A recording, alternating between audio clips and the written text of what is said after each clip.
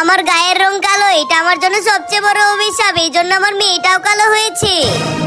আজকে থেকে আমার একজন না দুইজন মেয়ে হলো। আমার বড় মেয়ে কালি আর আমার ছোট মেয়ে গুড়ি। দেখতে দেখতে 6টা বছর কেটে গেল। তোমরা কত বড় হয়ে গেছো। হ্যাঁ মা, কাল তো আমার জন্মদিন। হ্যাঁ মা গরির বার্থডেতে তো অনেক মানুষ হয়েছিল, আমার বার্থডে থেকে এত মানুষ হবে। ভেরি হ্যাপি বার্থডে গরি মা, তোমাকে জন্মদিনে অনেক অনেক শুভেচ্ছা।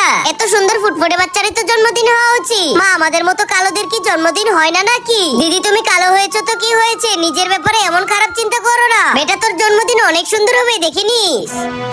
বলো কালিয়া, কি হয়েছে? কালকে আমার মেয়ের জন্মদিন, আর মেয়ের জন্মদিন উপলক্ষে পার্টির আয়োজন করেছি, আপনাদের সবার আসতে হবে কিন্তু।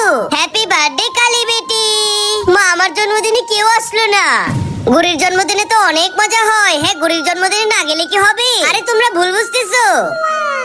কাল আমার জন্মদিন, এর মতো কালোর জন্মদিনে কে যাবে? আমি তো জীবনেও যাব না।